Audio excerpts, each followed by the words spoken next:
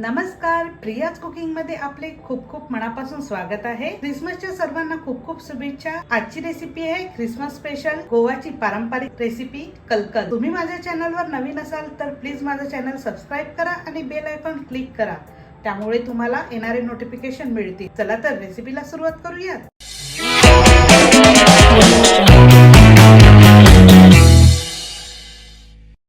कलकल बनवण्याकरिता मी इथे 1/4 कप सुजी घेते आहे। बारीक रव्यामध्येच 1/4 कप तूप घालून घेऊयात आणि एकत्रित करून घेऊयात। त्यामुळे रव्याला तूप चांगल्या प्रकारे लागेल आणि रवा सुद्धा फुलतो। या पद्धतीने केला एकत्रित केलेला आहे। 5 मिनिटांसाठी याला रेस्ट करू देऊयात। जे आपण कलकल बनवणार आहोत ते गोव्याची डिश आहे, ट्रेडिशनल डिश। क्रिसमस मध्ये स्पेशली बनवले जाते। क्रंचीनेस येण्यासाठी आपण रवा घातलेला आहे। 5 मिनिटांसाठी आपण याला झाकून ठेवूया। 5 मिनिटांनंतर रवा सुद्धा छान फुलला गेलेला आहे, व्यवस्थित तूप याला लागलेला आहे। एक मोठा बाउल घेतलेला आहे, त्यात 1 कप मी मैदा घालून घेते आहे। त्यानंतर आपण रवा आणि तूप एकत्रित करून घेतलं होतं ते सुद्धा यात घालून घेऊया आणि सर्व आपल्याला या मैद्याला अशा पद्धतीने चोळून घ्यायचं आहे। ही प्रोसेस आपल्याला हातानेच करायची आहे, त्यामुळेच मैद्याला प्रॉपर रवा आणि तूप लागेल आणि क्रंचीपणा याच्यामुळेच येतो कलकलला। अशा पद्धतीने यातच मी अर्धा कप साखर घालून घेते आहे। त्यानंतर चिमूटभर मीठ। मिठामुळे खूप छान चव येते आणि 1 छोटा चम्मच मी वेलची पावडर घालते आहे। हे सर्व आपल्याला एकत्रित हातानेच व्यवस्थित मिक्स करून घ्यायचं आहे। व्यवस्थित एकत्रित मिक्स करून घेतलेलं आहे। थोडं थोडं करून जस्ट दूध घालून घेऊया।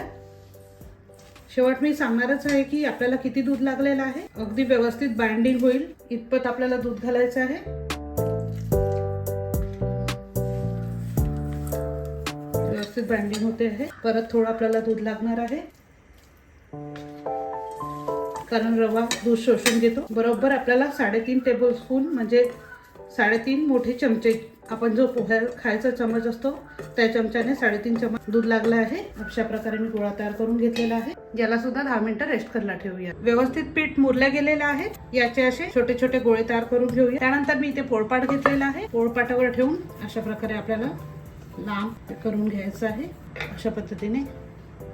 त्यानंतर सुरीच्या साहाय्याने याचे असे कट देऊन घेते आहे। त्यानंतर एक गोळा घेतलेला आहे। पहिले मी कंगव्याच्या साहाय्याने कसं करायचं ते दाखवते आहे। मी इथे न वापरणारा कोंब, म्हणजे नवीन कोंब आहे, हा नवीन कंगवा आहे लाकडी, तो इथे वापरत आहे। रोजचा कंगवा अजिबात वापरू नका, नाहीतर मग फोकच्या साहाय्याने सुद्धा करता येतात। अशा पद्धतीने आपल्याला इथे ठेवून घ्यायचं आहे। अलगद बोटाने प्रेस करून घेते आहे। त्यानंतर याला अलगद असं फिरवून घ्यायचं आहे। अगदी अशा पद्धतीने बारीक डिझाईन तयार होते। कारण माझा हा छोटा कंगवा आहे, तुम्ही मोठा सुद्धा यूज करू शकता, पण जो कोणता कंगवा तुम्ही यूज करत असाल तो फ्रेश घ्या, अगदी नवीन घ्या। तो सुद्धा नवीन असेल तरी धुवून घ्या, घरचा कंगवा अजिबात वापरू नका। अशा पद्धतीने ठेवून घ्यायचं आहे। त्यानंतर अलगद अशा प्रकारे रोल करून घ्यायचं आहे। अशा प्रकारे बारीक डिझाईन तयार होईल यावर, कारण हा छोटा कंगवा आहे। त्यानंतर फोकच्या साहाय्याने सुद्धा दाखवते आहे। इथे मी फोक घेतलेला आहे। याला सुद्धा अशा पद्धतीने ठेवून बोटाने अलगद प्रेस करून घ्यायचं आहे।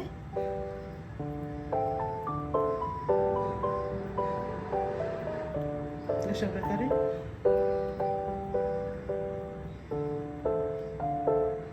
त्यानंतर परत याला अशा प्रकारे करून घ्यायचं आहे। फोक जरा यात गॅप जास्त असतात, त्यामुळे डिझाईन सुद्धा अशा प्रकारे तयार झालेली आहे। परत एक मी करून दाखवते आहे। अशा प्रकारे लांब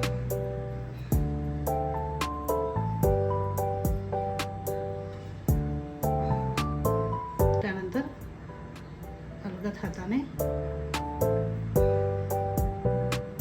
अशा प्रकारे करून घ्यायचं आहे। अशा पद्धतीने सर्व कलकल करणार आहेत, कारण फोक अवेलेबल असतो, कंगवा असेल तरी वापरलेला असतो कधीतरी, त्यामुळे मी फोकच्या सहाय्याने इतर सुद्धा करून घेणार आहे. कलकल आपले अशा प्रकारे बनवून झालेले आहेत. तळून घेऊया. तेल छान तापलं आहे.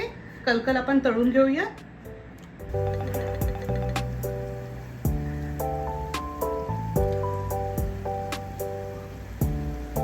गोल्डन ब्राउनिश कलकल आपले तळून रेडी झालेले आहे.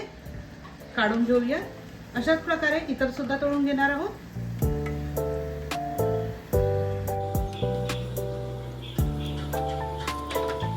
गोव्याची पारंपरिक गोड डिश रेडी झालेली आहे, कलकल. चला तर प्लेटिंग करून घेऊया. आवडली ना रेसिपी? नक्की ट्राय करून बघा आणि कशी झाली ते कमेंट बॉक्स मध्ये सांगायला विसरू नका. अशाच नवीन रेसिपीसाठी बघत राहा प्रियाज कुकिंग. परत नवीन रेसिपी सोबत भेटूया.